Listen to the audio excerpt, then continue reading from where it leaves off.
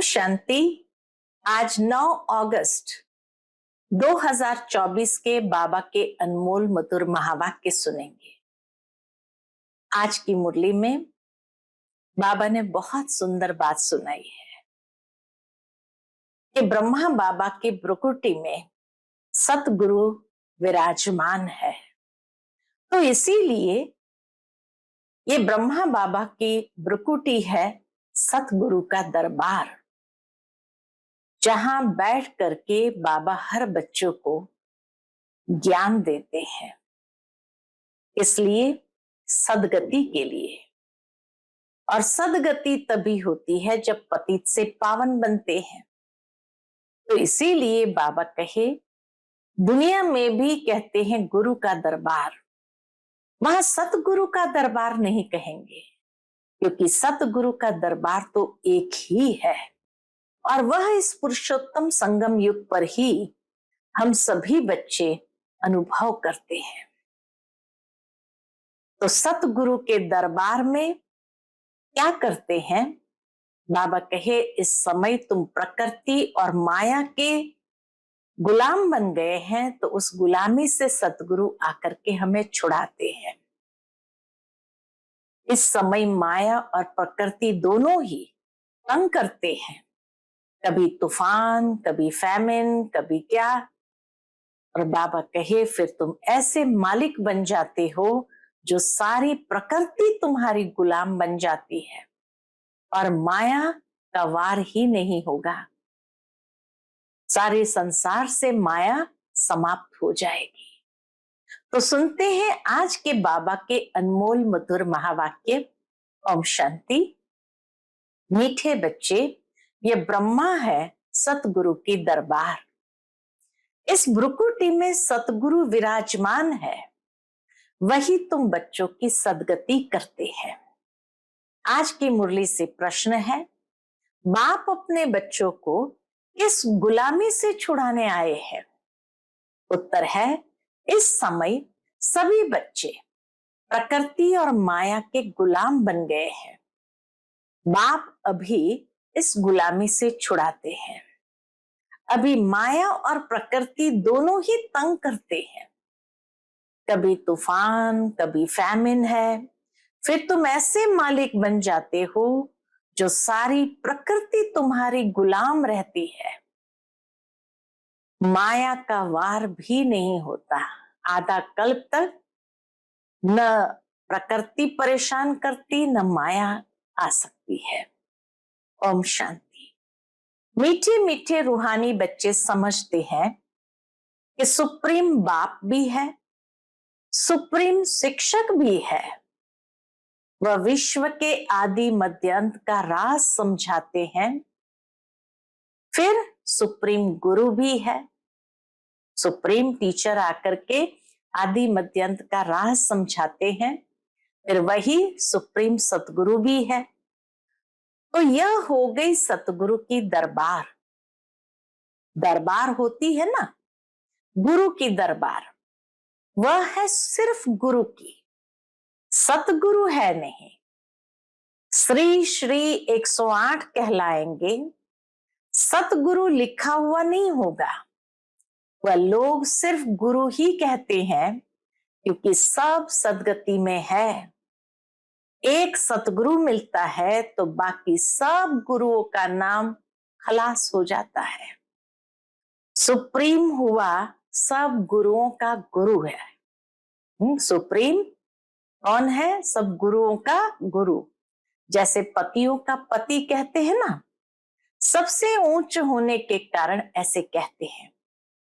तुम सुप्रीम बाप के पास बैठे हो, इसलिए बैठे हैं बेहद का वर्षा लेने। यह है बेहद का वर्षा। बाप भी है तो शिक्षक भी है, और ये वर्षा है नई दुनिया अमरलोक के लिए, वाइसलेस वर्ल्ड के लिए। वाइसलेस वर्ल्ड नई दुनिया को, विशेष वर्ल्ड पुरानी दुनिया को कहा जाता है। सतयुग को शिवालय भी कहा जाता है। सतयुग को शिवालय कहा जाता है। क्यों? क्योंकि शिव बाबा का स्थापन किया हुआ है। विशस वर्ल्ड रावण की स्थापना है। अभी तुम बैठे हो सतगुरु की दरबार में। कहाँ बैठे हैं? सतगुरु की दरबार में। ये सिर्फ तुम बच्चे ही जानते हो। बाप ही शांति का सागर है। वह बाप जब आए तब तो शांति का वर्षा दे, रास्ता बताए। बाकी जंगल में शांति कहाँ से मिलेगी? बाकी जंगल में शांति कहाँ से मिलेगी? इसलिए हार का मिसाल देते हैं। शांति तो आत्मा के गले का हार है। फिर जब रावण राज्य होता है तब अशांति होती है। उनको तो कहा जाता है सुखधाम शांति धाम, वहां दुख की कोई बात नहीं। महिमा भी सदैव सतगुरु की ही करते हैं। गुरु की महिमा कभी सुनी नहीं होगी। गायन भी होता है, मेरे सतगुरु का दरबार। सतगुरु की ही महिमा होती है, गुरु की महिमा कभी होती नहीं। ज्ञान का सागर है। क्या क्या है सतगुरु की महिमा?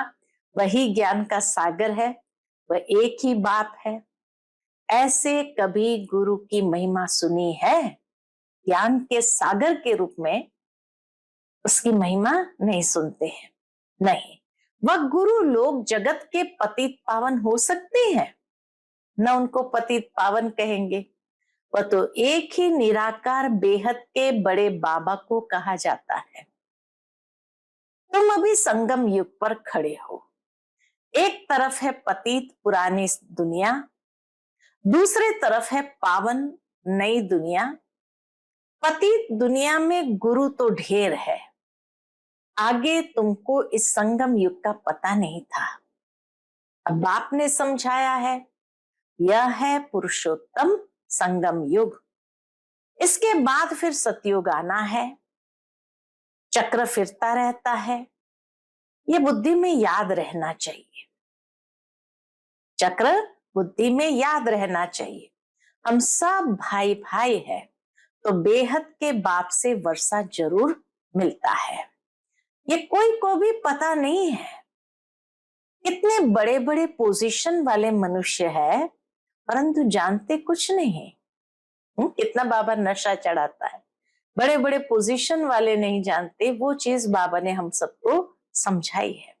बाप कहते मैं तो तुम सबकी सदगति करता हूं।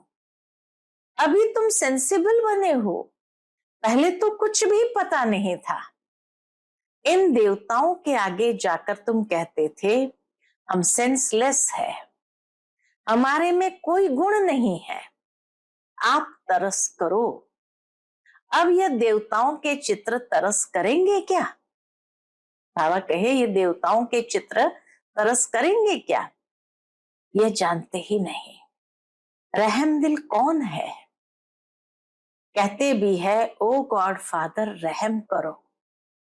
कोई भी दुख की बात आती है तो बाप को जरूर याद करते हैं। अभी तुम ऐसे नहीं कहेंगे, बाप तो विचित्र है। अभी हम ऐसे नहीं कहेंगे। क्या नहीं कहेंगे? ये ओ गॉड फादर रहम करो। बाप तो विचित्र है, वह सामने बैठे हैं, तब तो नमस्ते करते हैं। कितना निर्माण है, तब तो नमस्ते करते हैं। तुम सब हो चित्रधारी, मैं हूं विचित्र। मैं कभी चित्र धारण नहीं करता। मेरे चित्र का कोई नाम बताओ। बस शिव बाबा ही कहेंगे मैंने ये लोन लिया है। शिव बाबा कहते मैंने ये शरीर लोन लिया है। सो भी पुराने ते पुरानी जुत्ती, उसमें ही मैं आकर प्रवेश करता हूं। इस शरीर की महिमा कहाँ करते हैं? यह तो पुराना शरीर है, एडॉप्ट किया है, तो महिमा करते हैं क्या? नहीं, ये तो समझाते हैं ऐसा था, अब फिर मेरे द्वारा गोरा बन जाएगा। हाँ, ये पुरानी जुत्ती एकदम तमोप्रधान थी, अब फिर मेरे द्वारा गोरा बन जाएगा। अब बाप कहते हैं मैं जो सुनाता हूं उस पर जज करो। अगर मैं राइट हूं तो राइट को याद करो, उनका ही सुनो। अनराइटियस सुनो ही नहीं, उनको इविल कहा जाता है। अनराइटियस को इविल कहा जाता है। Talk no evil, see no evil, hear no evil. इन आंखों से जो कुछ देखते हो इनको भूल जाओ। अभी तो जाना है अपने घर, फिर वापस अपने सुखधाम में आएंगे। बाकी तो यह सब जैसे कि मरे पड़े हैं, टेम्पररी है। न यह पुराना शरीर होगा, न यह दुनिया होगी। हम पुरुषार्थ कर रहे हैं नई दुनिया के लिए। फिर वर्ल्ड की हिस्ट्री, ज्योग्राफी रिपीट होती है। तुम अपना राज्य भाग्य ले रहे हो। जानते हो, कल्प कल्प बाप आते हैं राज्य भाग्य देने। तुम भी कहते हो बाबा कल्प पहले भी मिले थे, वर्षा लिया था, नर से नारायण बने थे। बाकी सब एक जैसा मर्तबा तो पा नहीं सकते हैं, नंबरवार तो होते हैं। यह है स्पिरिचुअल यूनिवर्सिटी। स्पिरिचुअल फादर पढ़ाने वाला है, बच्चे भी पढ़ाते हैं। कोई प्रिंसिपल का बच्चा होता है तो वह भी सर्विस में लग जाता है। स्त्री भी पढ़ाने लग जाती है। बच्चे भी अच्छी रीति पढ़े तो पढ़ा सकती है। बाबा कहे बच्ची भी अगर, लौकिक बच्ची भी अगर अच्छी रीति पढ़े तो पढ़ा सकती है, परंतु वह दूसरे घर में चली जाती है। यहाँ तो कायदा नहीं है बच्चियों को नौकरी करने का। नई दुनिया में पद पाने का सारा मदार है इस पढ़ाई पर। नई दुनिया में पद पाने का सारा मदार है इस पढ़ाई पर। इन बातों को दुनिया नहीं जानती। लिखा हुआ है भगवान वाच, हे बच्चों मैं तुमको राजाओं का राजा बनाता हूं, कोई मॉडल थोड़ी बनाता हूं। जैसे देवियों के चित्र बनाते हैं, तुम तो पढ़कर वह पद पाते हो, वह तो मिट्टी का चित्र बनाते हैं पूजा के लिए। यहाँ तो आत्मा पढ़ती है, फिर तुम संस्कार ले जाएंगे, जाकर नई दुनिया में शरीर लेंगे। दुनिया खत्म नहीं होती है, सिर्फ एज बदलती है। हाँ, आयरन एज से गोल्डन एज हो जाती है, सिर्फ एज बदलती है। Golden age, silver age, copper age, iron age. 16 कला से 14 कला, दुनिया तो वही चलती रहती है, नई से पुरानी होती है। बाप तुमको राजाओं का राजा बनाते हैं इस पढ़ाई से, और कोई की ताकत नहीं है जो ऐसा पढ़ा सके। कितना अच्छी रीति समझाते हैं, फिर पढ़ते पढ़ते माया अपना बना लेती है। फिर भी जितना जितना जो पढ़ा है उस अनुसार वह स्वर्ग में जरूर आएंगे। कमाई जाएगी नहीं, बाबा कहे कमाई जाएगी नहीं। अविनाशी ज्ञान का विनाश नहीं हो सकता, आगे चल आएंगे। ज्ञान लिया है तो आगे चलकर आएंगे, जाएंगे कहाँ? एक ही हट्टी है ना, आते रहेंगे। शमशान में जब मनुष्य जाते हैं तो फिर बड़ा वैराग्य आता है, बस ये शरीर ऐसे छोड़ने का है। फिर हम पाप क्यों करें? पाप करते करते हम ऐसे मर जाएंगे, ऐसे ख्यालात आते हैं। उसको कहा जाता है शमशानी वैराग्य। समझते भी है जाकर दूसरा शरीर लेंगे, परंतु ज्ञान तो नहीं है ना। यहाँ तो तुम बच्चों को समझाया जाता है, इस समय तुम खास मरने के लिए तैयारी कर रहे हो। इस समय बाबा कहे क्या कर रहे हो? तुम खास मरने के लिए तैयारी कर रहे हो, क्योंकि यहाँ तो तुम टेम्पररी हो। पुराना शरीर छोड़ फिर नई दुनिया में जाएंगे। बाप कहते हैं बच्चे जितना तुम मुझे याद करेंगे उतना पाप कटते जाएंगे। सहज ते सहज भी है तो डिफिकल्ट भी है। याद, सहज ते सहज भी है तो डिफिकल्ट भी है। बच्चे जब पुरुषार्थ करने लग पड़ते हैं तब समझते हैं माया की बड़ी युद्ध है। बाप कहते हैं सहज है परंतु माया दीवा ही बुझा देती है। गुल बकावली की कहानी भी है ना, माया बिल्ली दीवा बुझा देती है। यहाँ सब माया के गुलाम हैं, फिर तुम माया को गुलाम बनाते हो। सारी प्रकृति तुम्हारी अदब में रहती है। सतयुग में सारी प्रकृति तुम्हारी अदब में रहती है, अर्थात डिसिप्लिन में रहती है। कोई तूफान नहीं, फैमिन नहीं, प्रकृति को गुलाम बनाना है। वहां कभी भी माया का वार नहीं होगा। अभी तो कितना तंग करती है, गायन है ना, मैं गुलाम तेरा, मैं गुलाम तेरा। वह फिर कहते तू गुलाम मेरा। प्रकृति और माया द्वापर के बाद कहेगी तू गुलाम मेरा। बाप कहते हैं अब मैं तुमको गुलाम पना से छुड़ाने आया हूं। तुम मालिक बन जाएंगे, वह गुलाम बन जाएंगे, जरा भी चूचा होगी नहीं। बाबा कहे सतयुग के अंदर प्रकृति की भी जरा भी चूचा होगी नहीं। यह भी ड्रामा में नोंद है। तुम कहते हो बाबा माया बड़ा तंग करती है, सो क्यों नहीं करेगी? बाबा कहे सो क्यों नहीं करेगी? इसको कहा ही जाता है युद्ध का मैदान।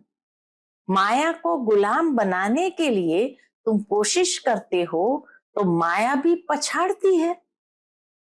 कितना तंग करती है, कितने को हराती है, कईयों को एकदम खा जाती है, अब कर लेती है। पर स्वर्ग का मालिक बनते हैं, परंतु माया तो खाती रहती है। उनके जैसे पेट में पड़े हैं, सिर्फ उछड़ी निकली है, बाकी सारा उनके अंदर है। जिसको दुबन यानी दलदल कहते हैं। कितने बच्चे दुबन में पड़े हुए हैं, फंसे हैं, जरा भी याद नहीं कर सकते हैं। जैसे कछुए का भ्रमरी का मिसाल है, ऐसे तुम भी कीड़ों को भू भू कर क्या से क्या बना सकते हो। एकदम स्वर्ग का परिजादा। सन्यासी भल भ्रमरी का मिसाल देते हैं, परंतु वह कोई भू भू कर बदलते थोड़ी है, बदली होते हैं संगम पर। अभी यह है संगम युग। तुम शूद्र से ब्राह्मण बने हो, तो जो विकारी मनुष्य है उन्हों को तुम ले आते हो। कीड़े में भी कोई भ्रमरी बन जाते हैं, कोई सड़ जाते हैं, तो कोई फिर अधूरे रह जाते हैं। बाबा ने ये बहुत देखे हैं।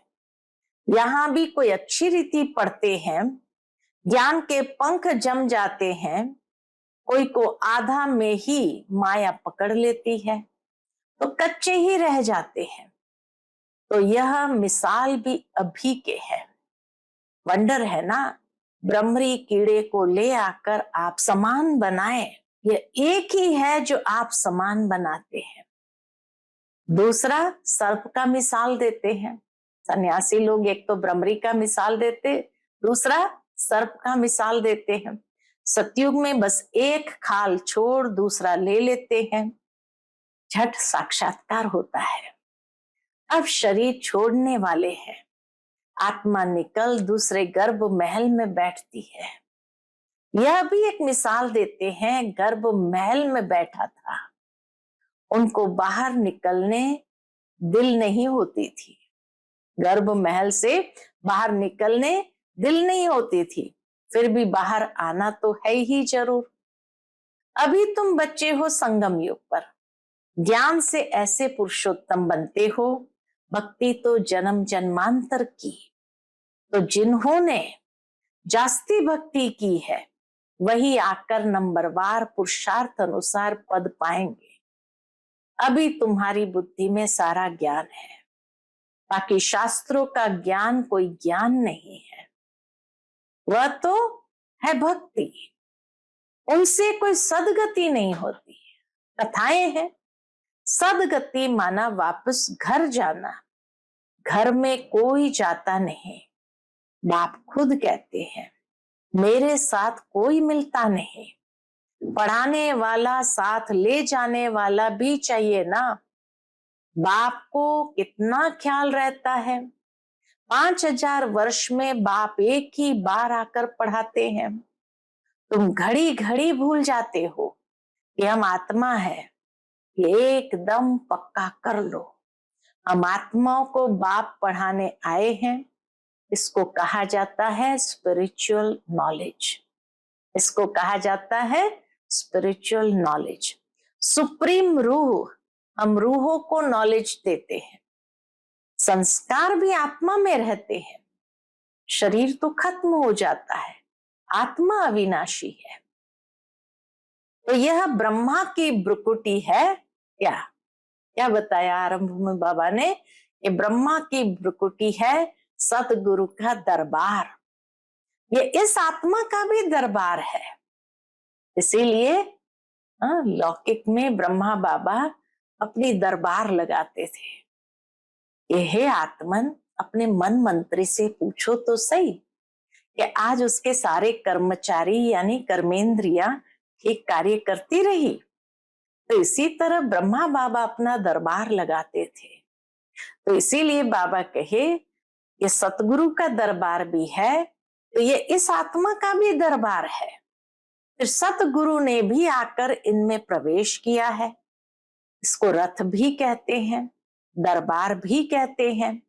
तुम बच्चे स्वर्ग के गेट खोल रहे हो श्रीमत पर। जितना अच्छी रीति पढ़ेंगे उतना सतयुग में उच्च पद पाएंगे। तो पढ़ना चाहिए। टीचर के बच्चे तो बहुत होशियार होते हैं, परंतु कहते हैं ना, घर की गंगा का रिगाड़ नहीं। बाबा का देखा हुआ है। क्या देखा हुआ है? सारे शहर का किचड़ा गंगा में पड़ता है, फिर उनको पतित पावनी कहेंगे? मनुष्य की बुद्धि देखो कैसी हो गई है। बाबा को वंडर लगता है, सारे शहर का कचरा उसमें पड़ता है और फिर क्या उसको कहेंगे ये पतित पावनी है? तो मनुष्य की बुद्धि देखो कैसी हो गई है। देवियों को सजाकर पूजा आदि कर फिर डुबो देते हैं। कई तो उस पर पांव रखकर भी डुबोते हैं। बंगाल में पहले रिवाज था, किसी का प्राण निकलने पर होता था तो उनको जड़ गंगा पर ले जाते थे। वहां पानी में डाल हरि बोल कर मुख में पानी डालते रहते थे। ऐसे प्राण निकाल देते थे। वंडर है ना।